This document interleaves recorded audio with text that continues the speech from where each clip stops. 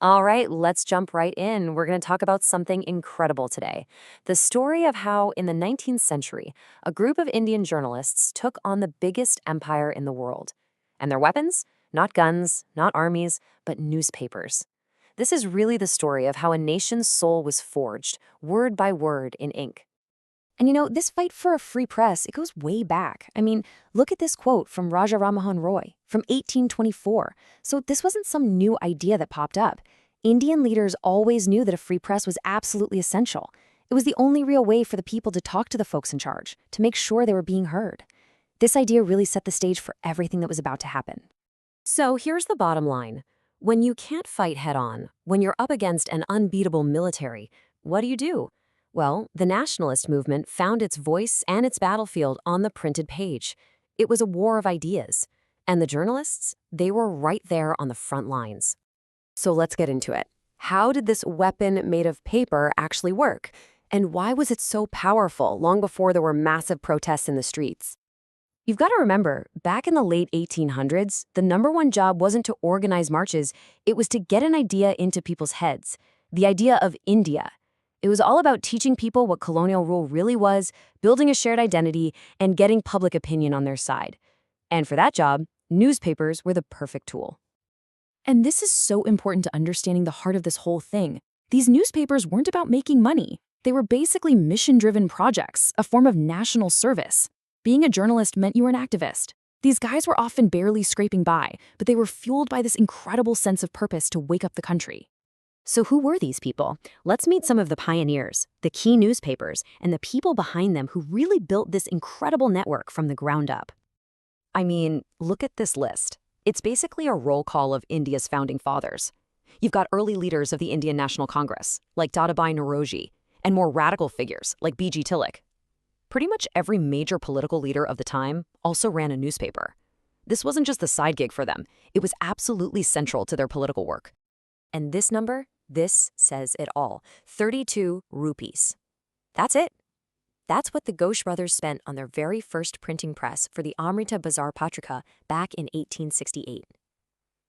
It just goes to show you, these weren't some fancy, well-funded operations. They were grassroots movements, started with almost nothing, but driven by a whole lot of courage. And the reach of these papers was way, way bigger than the number of people who could actually read. See, a single copy would get to a village, and suddenly it's an event.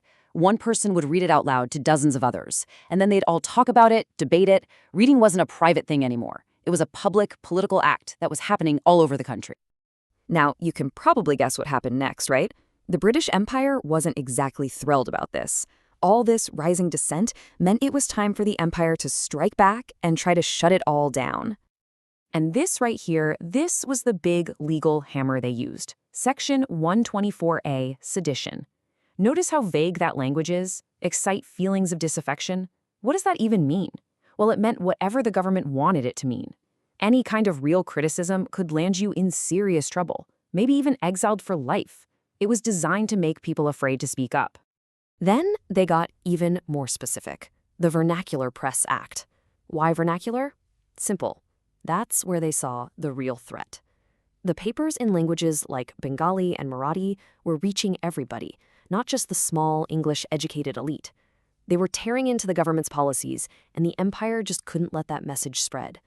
This law let them seize printing presses without even going to court.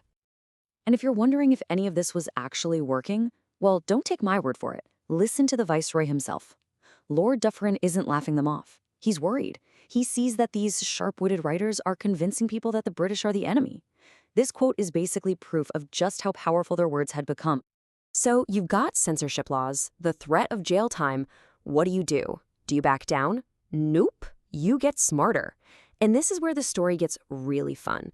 Let's look at how these journalists managed to outplay the rulers. They basically developed this brilliant little playbook to get around the laws. You want to write a scathing critique of a policy? Start with a few paragraphs of over-the-top praise for Queen Victoria. Or they just reprint the most radical articles they could find from newspapers in London or Ireland. What was the government going to do? And my personal favorite? They'd frame revolutionary ideas as just some friendly advice to help the government avoid making a terrible mistake. It was a masterclass in creative resistance. Okay, this is one of the all-time great stories of quick thinking. The Vernacular Press Act was passed pretty much to shut down papers just like the Patrika. The government thinks they've won, but the very next morning, officials wake up, grab the paper, and bam, it's completely in English. Overnight, they'd switched from bilingual to English only, making them totally exempt from the new law. Just brilliant. And check out this legendary takedown. So you've got the Viceroy, Lord Curzon, who gives this incredibly arrogant speech in 1905. He basically says that truth is a Western idea and that Indians should be grateful the British brought it to them. The nerve, right? Well, the press was waiting. The very next day, the Amrita Bazar Patrika reprints his speech.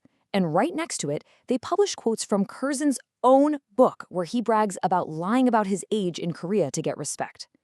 He was exposed as a massive hypocrite, using his own words against him. The whole thing was so humiliating that even newspapers back in London started making fun of him, with zingers like this one. So, this was way more than just clever wordplay or embarrassing a few officials. These words had real power. They could actually get people out into the streets.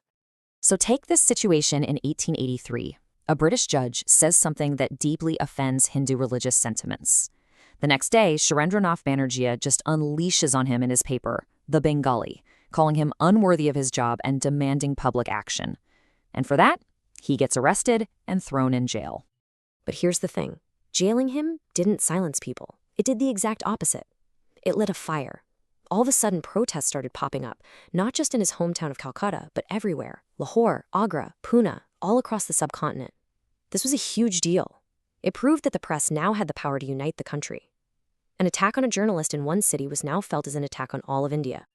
So you see how this struggle wasn't just about newspapers. It was about forging a nation, creating a voice for the voiceless, and establishing the press as a pillar of opposition. And it kind of makes you think, doesn't it? Back then, it was clear who was speaking truth to power. In our world today, with a million different voices all shouting online, who's really playing that role? Who's holding power accountable now? Something to think about.